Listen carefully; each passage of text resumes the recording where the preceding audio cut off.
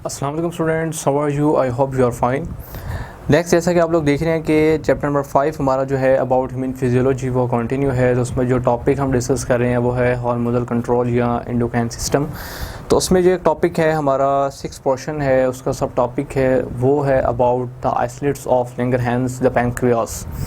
इसको जो है हम डिस्कस करेंगे। तो याद रखें कि इसको आइसलेट्स ऑफ लैंगरहैंस इसलिए कहा जाता है क्योंकि लैंगरहैंस जो है एक साइंटिस्ट का नेम है जिसने पैंक्रियास को ऑब्ज़र्व किया, उसे डिस्कवर किया ह्यूमन बॉडी में।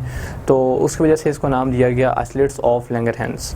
अब ये जो पैंक्रियास है ये भी डिफरेंट टाइप्स के जो हार्मोन्स हैं लाइक पिट्यूटरी ट्रॉफिक हार्मोन्स जो हैं उनके कंट्रोल में है। और वो कंट्रोल जो है वो हार्मोन्स जो हैं ये हैं STH, ठीक है, थायराइड स्टिमुलेटिंग हार्मोन, और साथ में जो है इसके साथ साथ जो है और भी एक हार्मोन है जिसे हम कहते हैं ACTH, एड्रीनोकोर्टिकोट्रॉफिक हार्मोन। क्लियर? ये जो आइसलेट्स ऑफ लैंगरहैंस है ये इसके इन दोनों हार्मोन्स के कंट्रोल में है, ठीक है, इन दोनों हार्मोन्स के कंट्रोल में है। और इसकी जो सेक्रीशंस हैं वो डायरेक्टली जो है अफेक्ट करती हैं ब्लड ग्लूकोज को, ठीक है, ब्लड ग्लूकोज लेवल को। क्लियर? अब इसमें अगर आप देखें तो हमारे पास ये वर्ड है आइसलेट्स। क्लियर? आइसलेट्स जो है इनमें दो तरह के सेल्स होते हैं, दो तरह के सेल्स पाए जाते हैं, alpha cells and beta sales. Clear? Alpha cells जो हैं ये अगर हम इनकी बात करें तो ये प्रोड्यूस करते हैं एक हार्मोन जिसे हम कहते हैं ग्लूकागोन हार्मोन। बीटा सेल्स हैं ये प्रोड्यूस करते हैं हार्मोन जिसे हम कहते हैं इंसुलिन। और इन दोनों हार्मोन की जो नेचर है वो प्रोटीन नेचर है, प्रोटीनेशियस। क्लियर? ये इंपॉर्टेंट पॉइंट्स हैं जिनको आपने लाजमी जो है याद रखना है।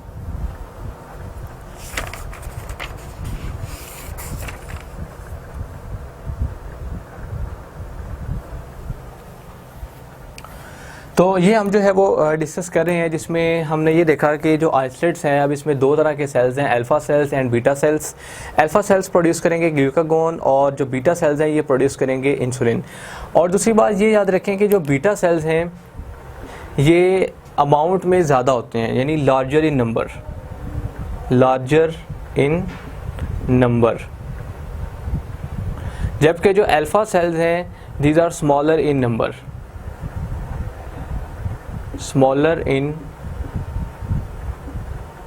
क्लियर? इसके बाद हम देखेंगे कि जो ग्लूकागोन और इंसुलिन ये दोनों हार्मोन्स जो हैं ये डायरेक्टली जो है ब्लड ग्लूकोज लेवल को जो है अफेक्ट करते हैं। क्लियर? सबसे पहले जो है वो हम इंसुलिन का इफ़ेक्ट देखेंगे। क्लियर? ये इंसुलिन क्या करती है जिसमें इन्वॉल्व हैं beta cells of the pancreas. तो इंसुलिन जो है ये डिप्रेसेस द ग्लूकोज लेवल, यानी जो इंसुलिन है इसका काम क्या होता है कि ग्लूकोज लेवल को डिप्रेस कर देना। अगर हमारी बॉडी में इंसुलिन की प्रोडक्शन ज़्यादा हो जाए तो जब इंसुलिन की प्रोडक्शन ज़्यादा हो जाती है तो उसके रिज़ल्ट में क्या होता है कि जो ग्लूकोज का लेवल है वो डिप्रेस हो जाता है। क्लियर? अब ये किस तरह से होता है, इसमें इंपॉर्टेंट फीचर्स इन्वॉल्व होते हैं, ये सारा काम किस तरह से होता है। लाइक अगर तो हम बीटा सेल्स ज़्यादा इंसुलिन को प्रोड्यूस करें, यानी इंसुलिन ज़्यादा प्रोड्यूस होना शुरू हो जाए, तो इसके रिज़ल्ट में ज़्यादा इंसुलिन का जो इफ़ेक्ट है वो क्या करता है कि जो अवेलेबल ग्लूकोज है बॉडी में ये कन्वर्ट हो जाती है ग्लाइकोजन में। क्लियर? किसके इफ़ेक्ट में? हाई इंसुलिन के इफ़ेक्ट में। क्लियर? जो ग्लूकोज है वो किस में कन्वर्ट होगी? ग्लाइकोजन में। अब ये ग्लाइकोजन एज यू नो के जाकर स्टोर होती है लिवर में और एज वेल एज मसल्स में। अब लिवर में ये जो ग्लाइकोजन स्टोर हो जाती है इसकी फर्दर अगर हाइड्रोलिसिस हो जाए तो ये ग्लूकोज में दोबारा कन्वर्ट हो जाती है। अब यहाँ पर क्या होता है कि जब इंसुलिन का लेवल बहुत ज़्यादा हो जाता है, तो जब इंसुलिन का लेवल बहुत ज़्यादा हो जाता है तो लिवर के अंदर जो ग्लाइकोजन की हाइड्रोलिसिस है ये नहीं हो पाती, जिसकी वजह से ग्लाइकोजन जो है वो दोबारा ग्लूकोज में कन्वर्ट नहीं हो पाती। क्लियर? ये एक पॉइंट जो हमारा यहाँ पर क्लियर हो गया, जिसकी वजह से जो ग्लूकोज का लेवल है वो कम हो जाता है। लाइक सेम इस तरह से है ना कि जो अवेलेबल ग्लूकोज है वो ग्लाइकोजन में कन्वर्ट हो जाएगी, तो रिमेनिंग ग्लूकोज जो बाकी पीछे बचेगी उसका लेवल जो है वो बहुत ज़्यादा बॉडी में डिक्रीज हो जाएगा। तो यही वजह है कि जब ग्लूकोज कन्वर्ट होती है ग्लाइकोजन में और वो जाकर लीवर मसल्स वगैरह में स्टोर होती है, तो वहाँ पर उसकी हाइड्रोलिसिस नहीं फिर हो पाती, जिसकी वजह से अवेलेबल ग्लूकोज की अमाउंट बिल्कुल डिक्रीज हो जाती है। इसके अलावा अगर हम देखें फर्दर तो और क्या होता है, इंसुलिन के हाई लेवल की वजह से इसके स्टिमुलस में, इंसुलिन के हाई लेवल के स्टिमुलस में जो ग्लूकोज है इसकी कन्वर्जन स्टार्ट हो जाती है इनटू लिपिड्स एंड प्रोटीन्स। ठीक है, यानी कि जब इंसुलिन का लेवल हाई हो जाता है तो हाई लेवल ऑफ इंसुलिन के स्टिमुलस में जो ग्लूकोज है वो कन्वर्ट होना शुरू हो जाता है, किसमें? लिपिड्स में और प्रोटीन्स में। वो कैसे कि जब ग्लूकोज जो है वो मिलेगा लिपिड्स वगैरह के साथ तो बनेंगे उससे ग्लाइकोलिपिड्स, और जब वो प्रोटीन के साथ मिलेगा तो उससे बन जाएंगी ग्लाइकोप्रोटीन्स। क्लियर? तो एज यूजुअल जो ग्लूकोज है उसका जो अवेलेबल जो हमारे पास अमाउंट है वो डिक्रीज़ हो जाएगी। क्लियर? तो ये भी एक अनदर सोर्स है जिसमें ग्लूकोज का लेवल जो है वो डिक्रीज हो जाता है, किसके स्टिमुलस में? हाई लेवल ऑफ इंसुलिन के स्टिमुलस पे। अब साथ ही साथ अगर आप देखें तो लिपिड्स जहाँ पर जो बन गए, अब जब यहाँ पर अगर आप देखें तो लिपिड्स जैसे जैसे ज़्यादा स्टोर होते जाएंगे, तो अब अगर हम देखें तो फैट्स हैं, तो फैट्स के जो टॉक्सिक सब्सटेंसेस मेटाबोलाइट्स होते हैं, इनको ऑक्सीडेशन के लिए चाहिए होती है ग्लूकोज एनर्जी। अब वो ग्लूकोज एनर्जी जो है वो तो तब मिलेगी ना जब हमारे पास ऑलरेडी ग्लूकोज मौजूद होगी। तो जब हमारे पास ग्लूकोज एनर्जी ही मौजूद नहीं है तो फैट्स के मौजूद जो टॉक्सिक मेटाबोलाइट्स हैं वो जो है उनकी ऑक्सीडेशन नहीं हो पाएगी, और सिर्फ ये उस वक्त रिमूव होते हैं जब हमारी बॉडी में जो किडनी है वो उसमें मौजूद हमारे पास कैटायंस, एक प्रॉपर जो कैटायंस है वो मौजूद हों, मेटालिक कैटायंस। ठीक है, ये जो है टॉक्सिक मेटाबोलाइट्स जो कि प्रोड्यूस होते हैं फैट से, उनको रिमूव करते हैं, और इनकी ऑक्सीडेशन के लिए ग्लूकोज एनर्जी चाहिए होती है। अब ग्लूकोज एनर्जी ही नहीं होगी तो इसका मतलब है जो टॉक्सिक मेटाबोलाइट्स हैं फैट्स के वो भी ऑक्सीडाइज नहीं हो सकेंगे और वो एक्यूमुलेट होने शुरू हो जाते हैं बॉडी में। तो इस तरह से जब ग्लूकोज का लेवल कम हो जाता है और इंसुलिन का लेवल बढ़ जाता है तो इस रिजल्ट को फिर हम कहते हैं डायबिटीज़ मेलिटस। Diabetes mellitus. ठीक है, अब डायबिटीज़ मेलिटस जो है, अब समटाइम इस तरह होता है कि क्योंकि ब्लड ग्लूकोज लेवल अगर हाई है या ब्लड ग्लूकोज लेवल डिस्टर्ब हो गया तो उसे हम कहते हैं डायबिटीज़ मेलिटस। इस तरह से अगर तो यूरिन के अंदर जो ग्लूकोज है इसका लेवल हाई हो जाए तो उसको फिर हम कहते हैं डायबिटीज़ इंसिपिडस। इसके अलावा अगर आइज़ को डायबिटीज़ अफेक्ट कर दे तो उसको हम कहते हैं डायबिटीज़ रेटिनोपैथी। इसके अलावा अगर डायबिटीज़ जो है ये अफेक्ट कर दे हमारे किडनीज़ को तो उसको हम कहते हैं डायबिटीज़ नेफ्रोपैथी। ठीक है, और अगर नर्वस सिस्टम को इफेक्ट कर दे डायबिटीज़ तो उसको हम कहते हैं डायबिटीज़ न्यूरोपैथी। क्लियर? तो these are the different kind of diabetes on the basis of their cause के किस पार्ट को जो है ये अफेक्ट कर रही हैं। इसके अलावा जो डायबिटीज़ मेलिटस है मेजॉरिटी के लिहाज से तो अगर हम इसकी देखें तो डायबिटीज़ टाइप 1 है और टाइप 2 है। क्लियर? अब आगे से वो किस पार्ट को डिफेक्ट करती हैं उसके लिहाज से हम जो है वो फिर उसको कंसर्न करते हैं। तो डायबिटीज़ मेलिटस की कंडीशन जब जनरेट हो जाती है तो इसका मतलब ये है कि ग्लूकोज का लेवल डिक्रीज़ कर चुका है और इंसुलिन का लेवल जो है वो बढ़ चुका है। ठीक है, तो इस कंडीशन को हम डायबिटीज़ मेलिटस बोलते हैं।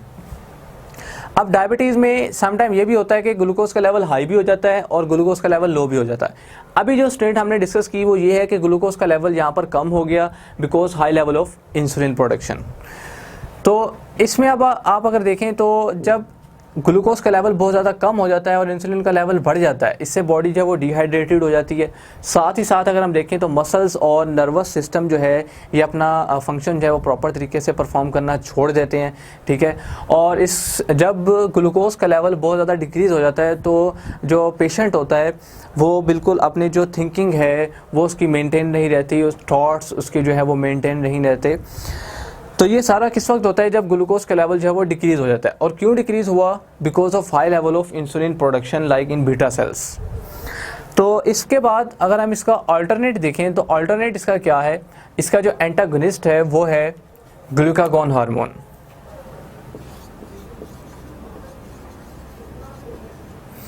अब ये ग्लूकागोन हार्मोन जो है ये एंटागोनिस्टिक है एक्शन में इंसुलिन के लिहाज से। इंसुलिन का काम क्या है कि ग्लूकोज को कम करना है, ग्लूकागोन का काम क्या है कि ग्लूकोज को इंक्रीज करना है। अब ये ग्लूकागोन क्या करता है कि जो ग्लाइकोजन होती है अवेलेबल उसको कन्वर्ट करता है ग्लूकोज में, ठीक है।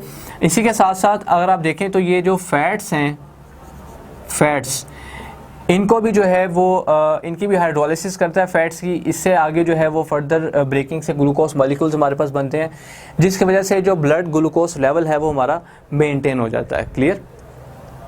लाइक एज यूजुअल एक हमारे पास कंडीशन होती है हाइपोग्लाइसीमिया, हाइपोग्लाइसीमिया, और एक होती है हाइपर ग्लाइसीमिया।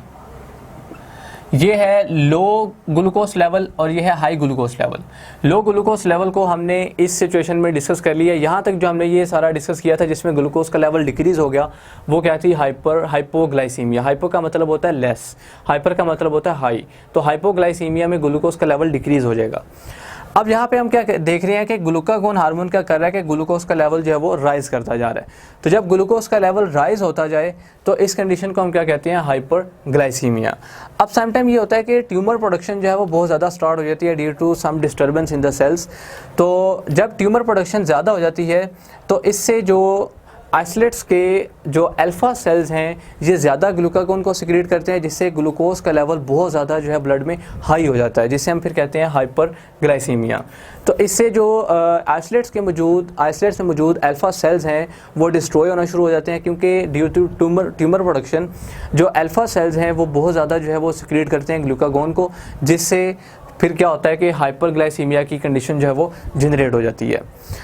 तो ये हमारे पास जो है कुछ इसके इंपॉर्टेंट पॉइंट्स हैं, इनको जो है आपने क्लियर रखना है। अल्फ़ा सेल्स का, बीटा सेल्स का, ठीक है, इनकी प्रोडक्शन कहाँ है और ये किस किस तरह से जो ग्लूकोज का लेवल है उसको अफेक्ट कर रहे हैं। डायबिटीज़ मेलिटस में क्या है और लो लेवल ऑफ ग्लूकोज किस वजह से होता है और हाई लेवल ऑफ ग्लूकोज जो है वो किस वजह से होता है। ये पॉइंट्स बेसिक जो है ये आपको याद होने चाहिए MTCAT पॉइंट ऑफ व्यू से। इसके अलावा ये दो टर्म्स हैं बहुत इंपॉर्टेंट है, ये आपसे पूछी जा सकती हैं कि हम लो लेवल ऑफ ग्लूकोज को क्या बोलते हैं, वो है हाइपोग्लाइसीमिया, और हाई लेवल ऑफ ग्लूकोज को क्या बोलते हैं, हाइपरग्लाइसीमिया। क्लियर। तो ये हमारा जो टॉपिक था पैनक्रियाज के हवाले से आइसोलेट्स ऑफ लैंगरहैंस, ये यहाँ पर जो है क्लियर हो गया। Okay, thanks.